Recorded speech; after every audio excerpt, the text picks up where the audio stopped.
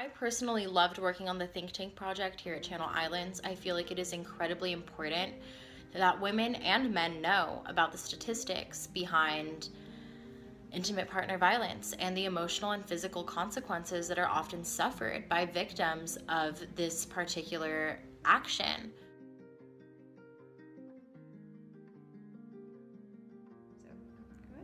So we started this domestic violence think tank because we had seen, well, Professor Christy Tarnishi Martinez and I had met so many students who have experienced domestic violence and intimate partner violence, and so we wanted to create a space for students to discuss these issues and see how we can move forward and improve people's quality of life.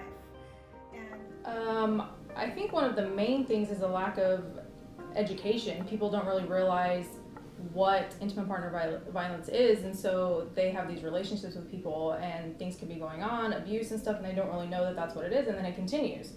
And they never seek out help because that's the norm, that's what they're used to. Educate people on domestic violence. Well, first, I think people need to understand that communication is key and that it takes a lot if you can just be able to talk to your partner about what is going on in your life and about the problems that you have instead of aggressively showing them that. Also, but to get a punching bag and use that instead of a person, or to show your aggression in different ways. Some people use art, some people use the punching bag, so a variety of things, and I think if they're able to realize that hurting someone is not the right way, because not only are you hurting that person, but you're later on going to be hurting yourself, will have a better future for you and the person that you're with. Awesome. Totally fine. Do you do one too? I have been. Yeah, I've been.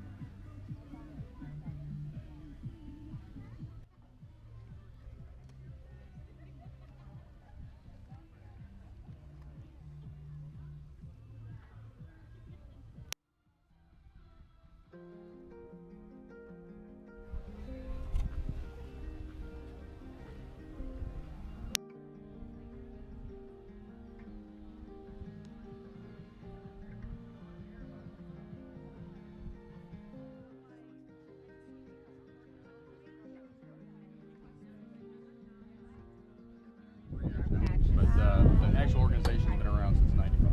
Wow, that's amazing. It started one guy's idea in Utah, and that's now we're all over the world. We're international. Awesome.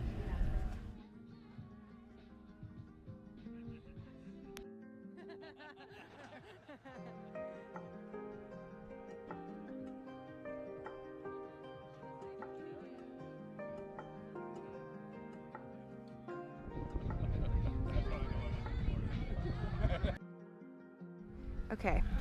What are some things you think contribute to intimate partner violence in our community?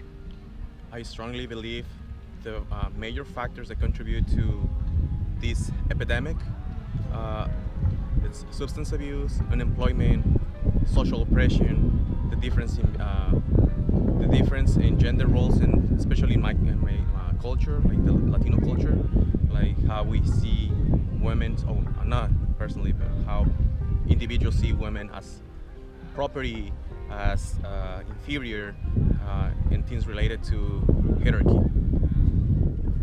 Every 107 seconds a woman is sexually assaulted and abused, and I believe the one is too many, and we should stop that. And as men, we need to contribute to stop that issue.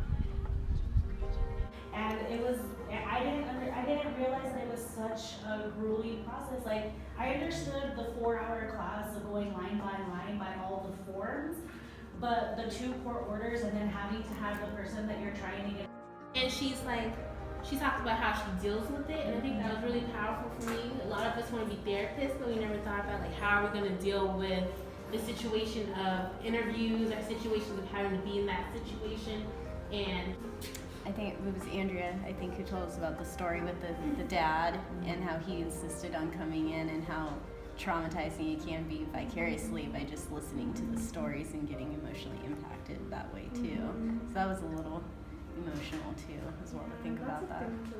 So to put them in a place where they feel safe and feel comfortable to disclose what they went through, I think it was really nice. And learning the children's stories too. Help to the victims, and not only help the victims, but like protect them, like in a safe place. Yeah, the place where they. Yeah, the examination. That's exactly. where I was just like, oh, that hit.